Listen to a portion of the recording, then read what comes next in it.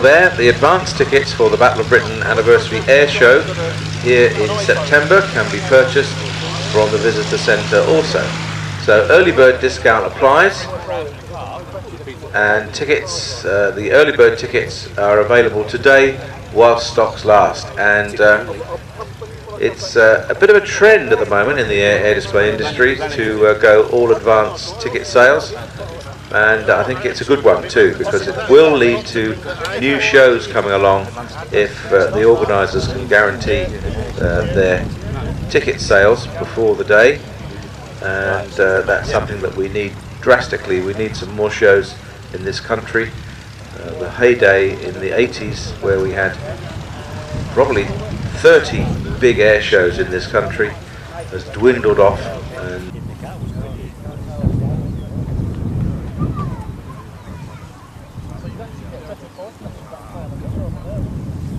that pile of wood is where water people sneak into, and the coppers have started going down there because people park up.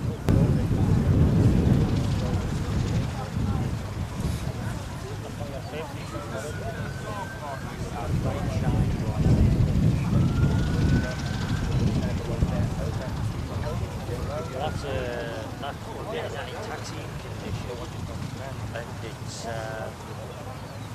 like it's got the World War II seats in, hasn't it?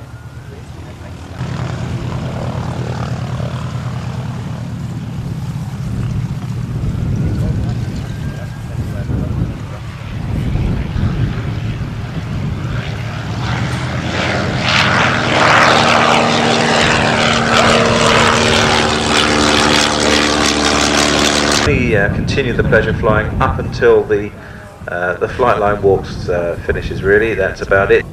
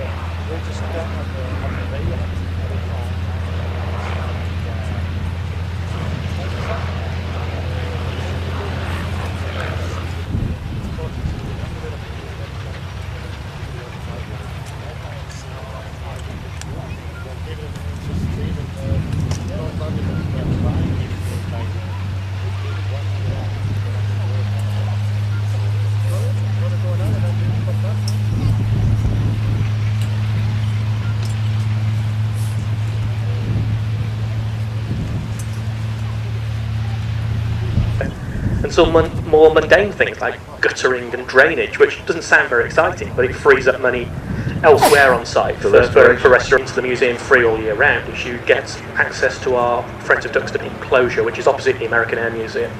And we actually have an enrolment stand there today, so you can come along. Yeah, after I spoke to you yesterday, Trent, we had 115 new members join yesterday. Wow. I mean, I know it was a really good day and the weather was fantastic. Yeah. That's probably one of the most, one of the largest numbers of new recruits we've had at an air show. That's fantastic. Was that down to me or you? I think it's probably a combined effort, I would suggest.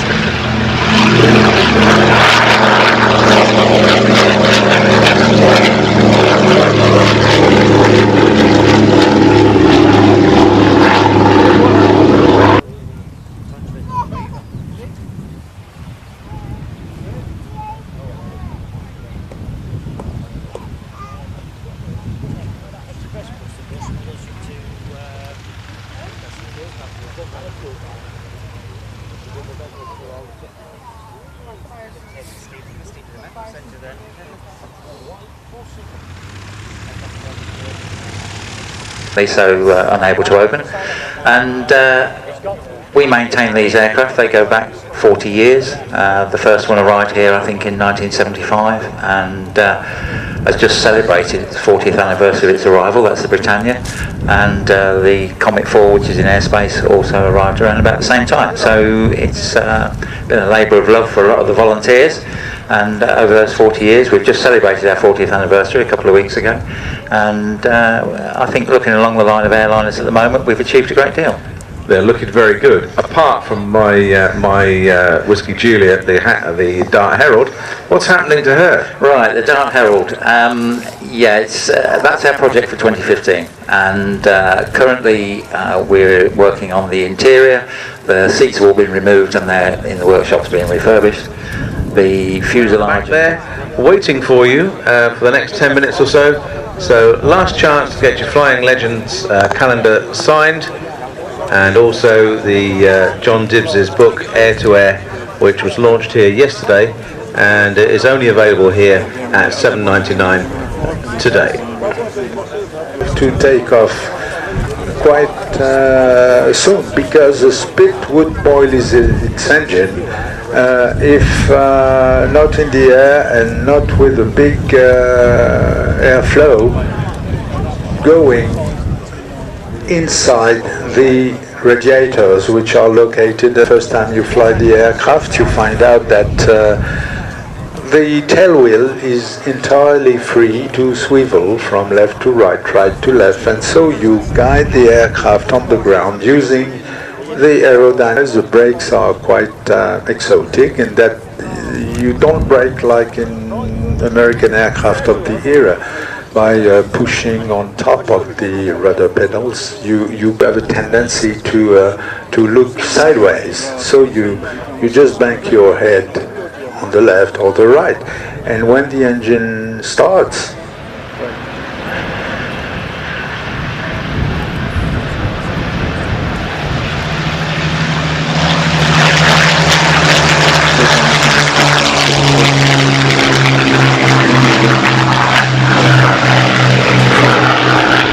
That's not that long, is it? No, when you think about it, it's not that long ago at all.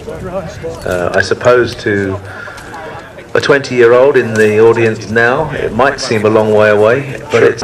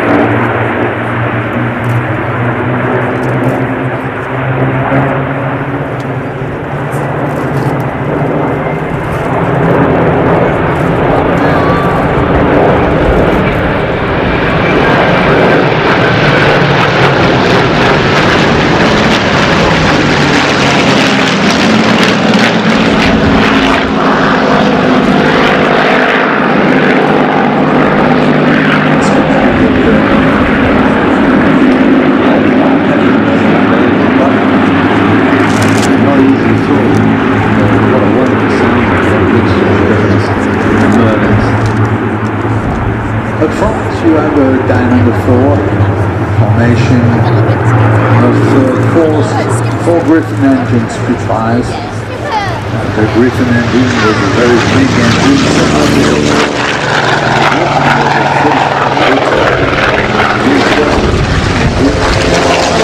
Both derived from racing engines developed during the famous Schneider War.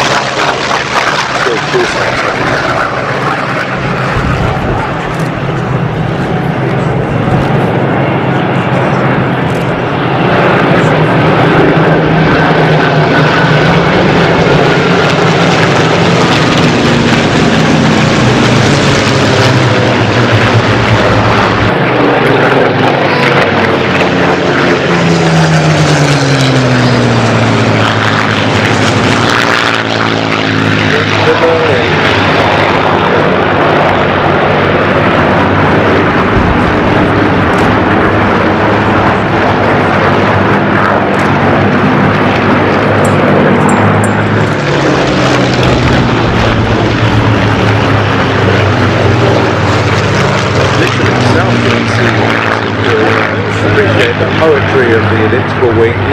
just concerned with getting the thinnest possible wing that would fit the wheels, the guns, and give it the speed.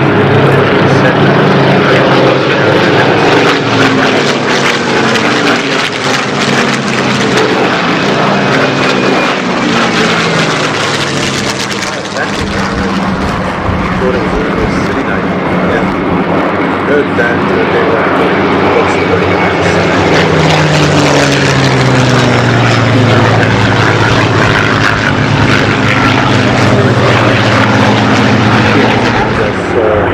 displaying aesthetics also, but there was a war, and to win a war you need to be convinced. you to use everything. Yes, but you have to use everything. Probably the only Spitfire original unrestored. Yeah, it's heavily maintained, of course, but it's not been stripped down and restored. Still, as it was, it's got battle history, and it's more or less exactly the same as it was. There's another one which is interesting. It's a Maxi Gator Spitfire. It's the one with the it's a Mark 8 overall identity of the aircraft. Its ID card is painted in black at the rear of the fuselage. It's called this way.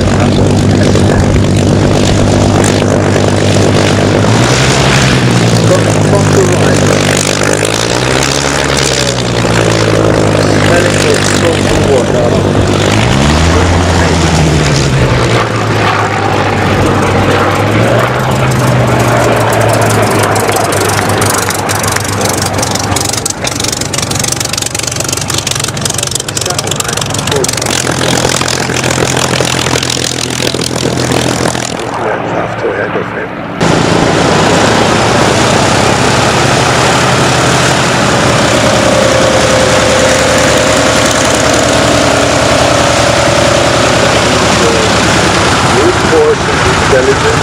The other one is the Sea Fury. We'll see one later.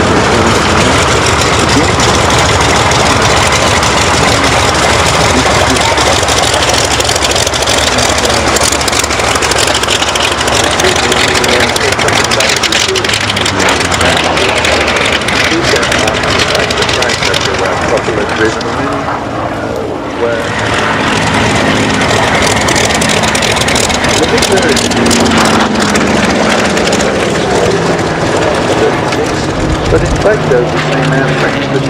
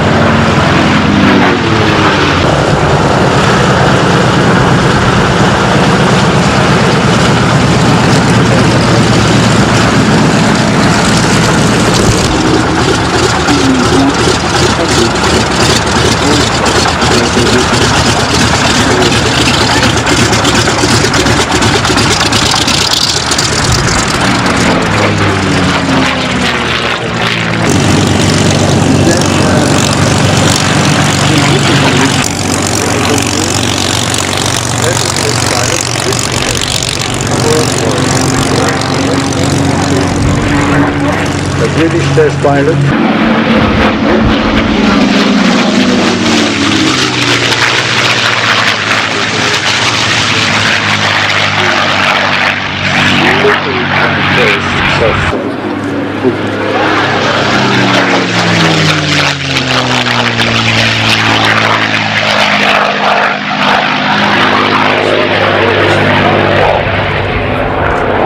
You know that the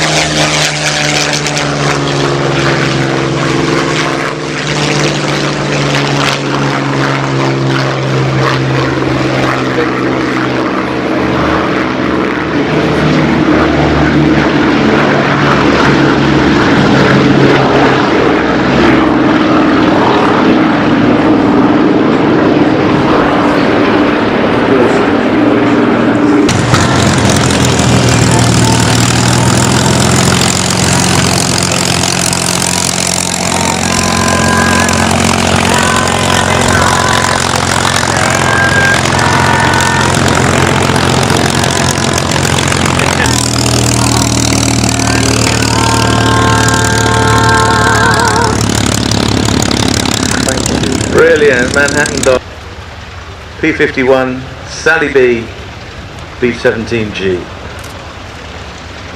During the whole war, these aircraft were flown by crews whose average age was around 21, 22. The oldest on board was the commander, usually he was a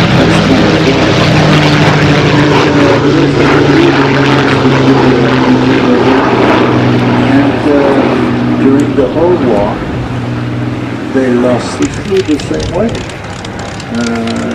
Of course, the B-17 made a fortune for Boeing. Just think that there was 1 week, the political week, that he had to contact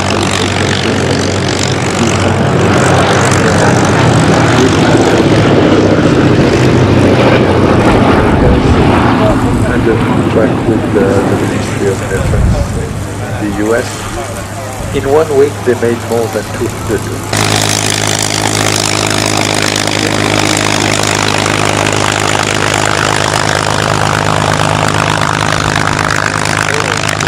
Great trepidation watching somebody else fly his aircraft, and that's something that a B-17 pilot would not want to see. 3 VF-109s over the top when you're landing your aircraft. Right there, the B-17, and I have to say, Ellie Sallingbo and of course part of Airbus, just like British Aerospace and the whole European aviation. But 70 years ago things were quite different. Willy Messerschmitt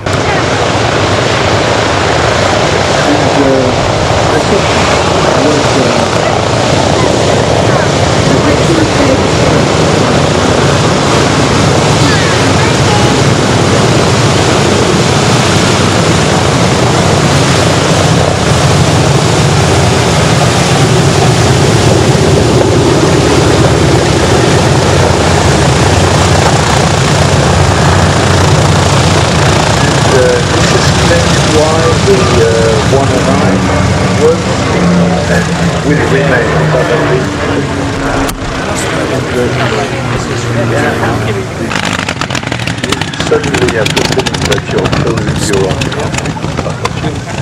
It's a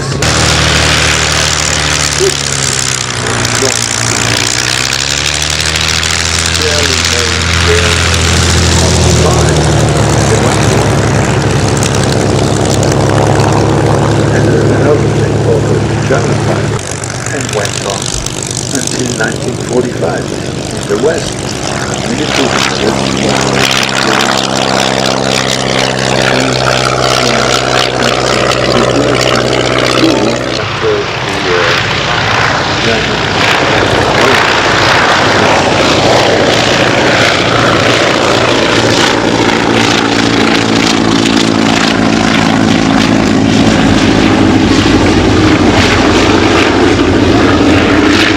A strange airframe covered with corrugated aluminum skin, but an aircraft which became the workhorse for an airline called Lufthansa.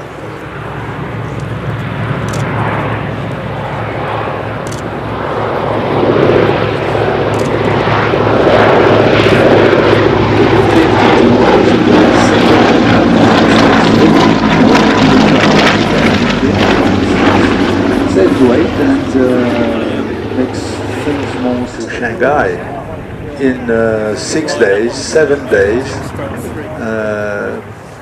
15 passengers at a time, and flying during the day, vomiting during the day, by the way, because you were flying low and slow, and turbulence was ever present.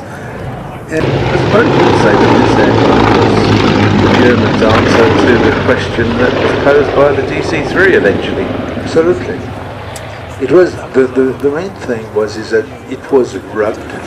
It was well, it's not really easy to fly. It flies a little bit like a cross between an old sailing boat and a grand piano, and falls down from the sky like a ton of brick if you retard 3 engines together, but it's very predictable and it's very safe. It's even fun.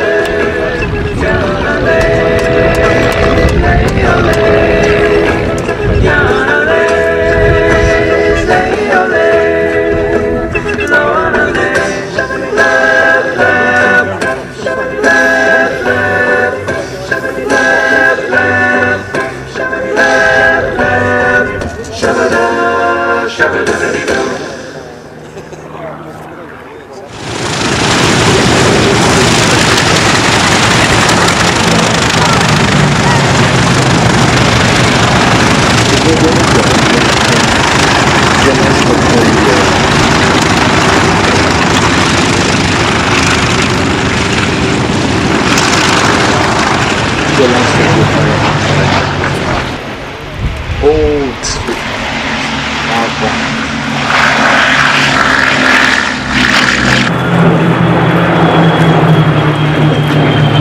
This was the responder of the early stages of the war.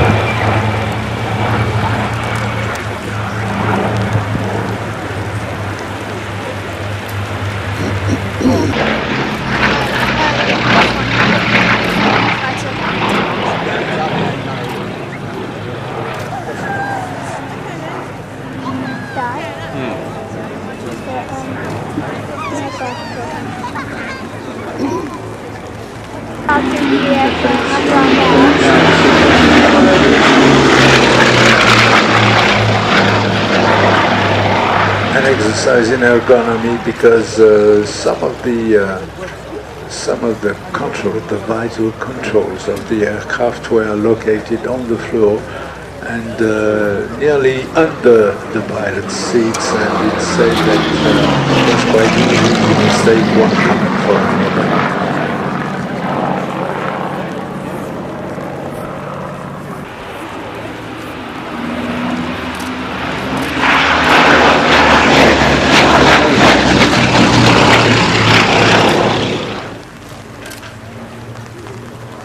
What do you call this? English weather? A light. But of course the wind is blowing and that cloud is going to gently go eastwards. And that famous sun rays in a few moments. There's a big blue hole drifting towards us in a few moments. Look at this beautiful.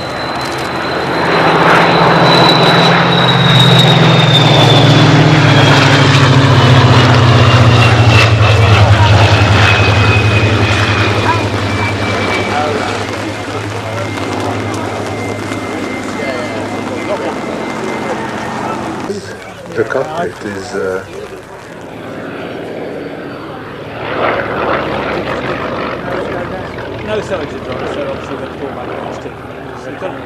landing the Curtis, the H-75.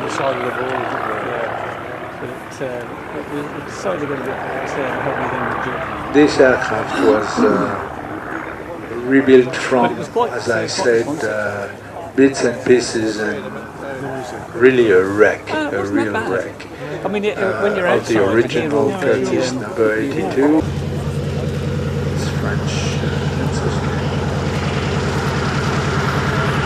Appeared on July 1944, flying exactly the same aircraft as this one. It was a weekly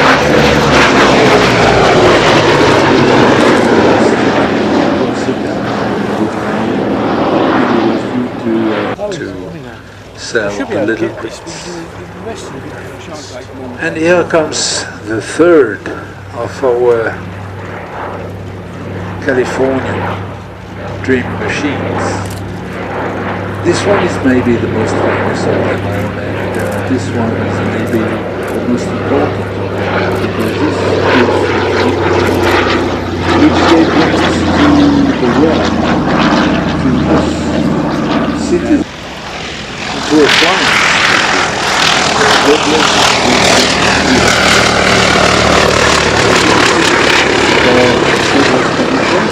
This was the third version of this concept. And that's probably why it's called the golden age of aviation. And one of the Virgin Airlines called Transcontinental and Western Airlines, TWA, later it became Ike Eisenhower, saying what were the most important weapons of the war. And Eisenhower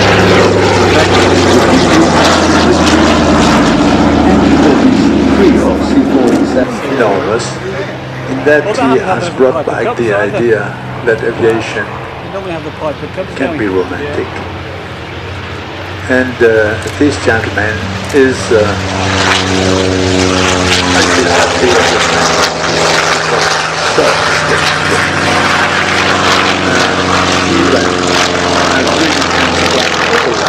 that most of us wanted to get back in history and fly old guns, but he really coordinated it and invented the focus of this collective adventure.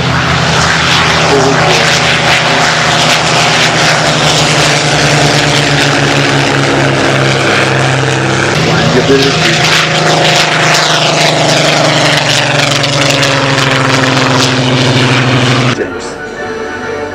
This is James Horner music. Nicholas Gray, Nick, is in the Gladiator, flying for James, and the Balbo is being Pete Kinsey, somewhere up there.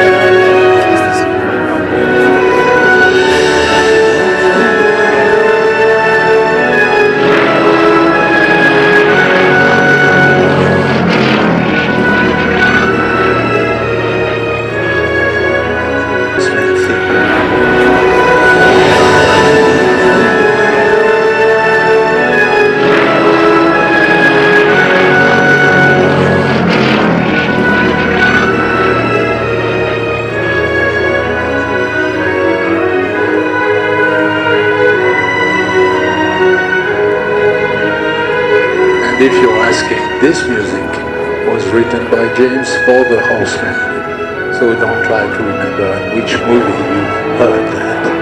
This was a Horseman theme.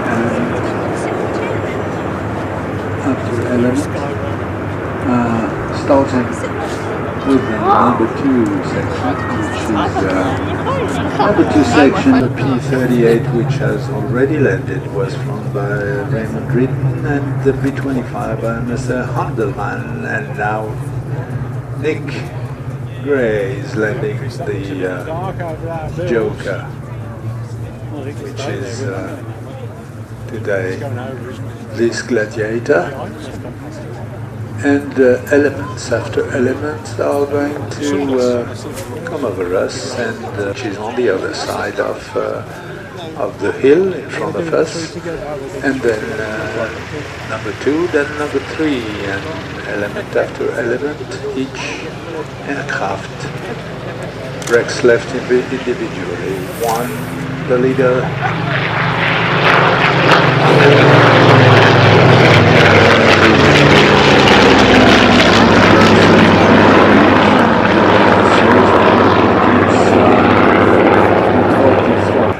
Second element.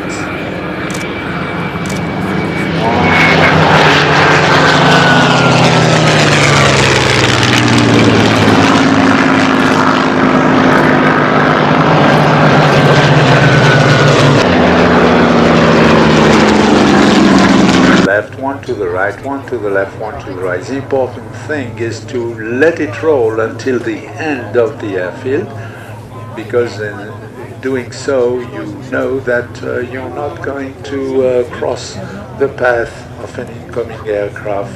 As it was in the There's a taxi phone on the Spitfire, didn't they? No, but they just...